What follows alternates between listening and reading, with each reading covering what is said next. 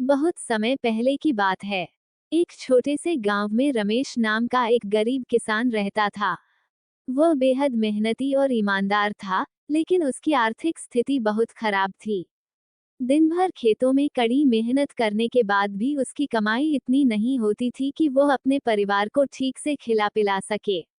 उसकी पत्नी गीता और दो बच्चे, राघव और रानी, हमेशा उसकी हालत समझकर अपनी इच्छाओं को दबा लिया करते थे। गांव के बाकी लोग त्योहार और खास अवसरों पर अपने घरों को सजाते, मिठाइयां बनाते और नाच गाने के साथ जश्न मनाते।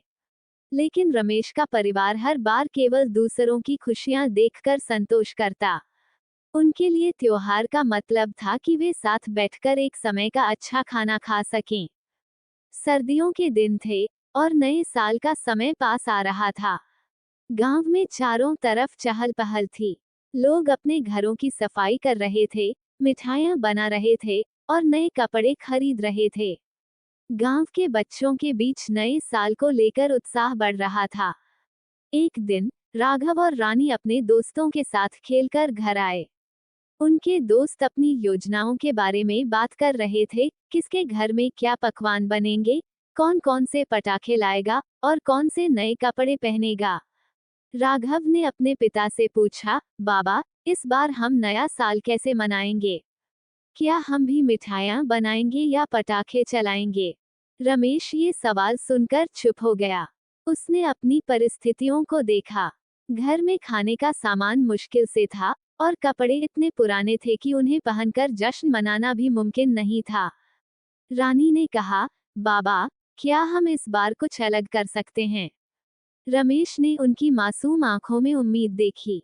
उसने मुस्कुराते हुए कहा, हाँ बेटा, इस बार हम नया साल चांद पर मनाएंगे।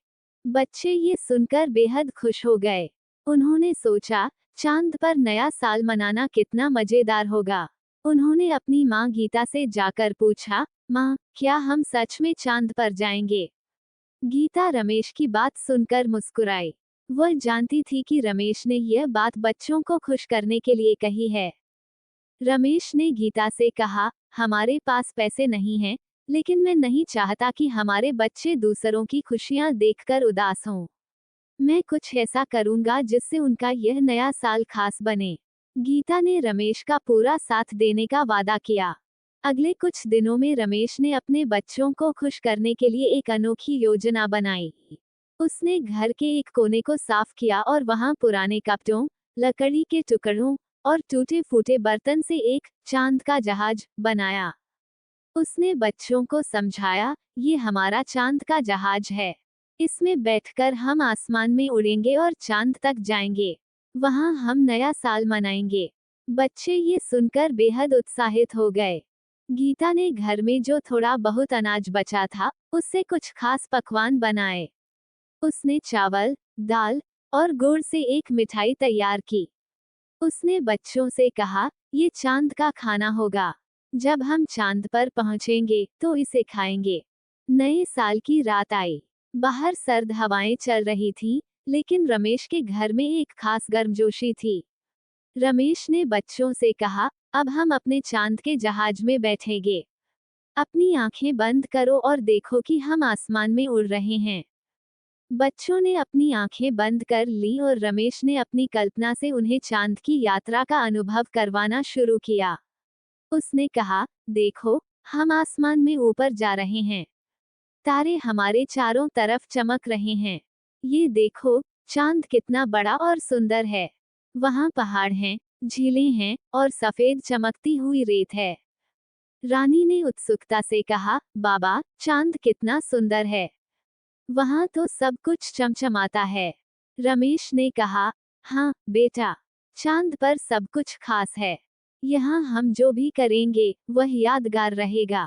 जब यात्रा खत्म हुई तो रमेश ने कहा, अब हम चांद पर पहुंच चुके हैं। ये देखो, चांद पर हमारे लिए खास खाना रखा हुआ है। आओ, इसे खाएं और नए साल का जश्न मनाएं। गीता ने बच्चों को वह साधारण खाना परोसा, जो उसने बड़ी मेहनत से बनाया था। बच्चों ने खुशी खुशी वह खाना खाया और कहा, माँ, ये खाना बहुत स्वादिष्ट है। राघव ने रमेश से कहा, बाबा, आपने हमें चांद पर लाकर सबसे अच्छा नया साल दिया। हम इसे कभी नहीं भूलेंगे।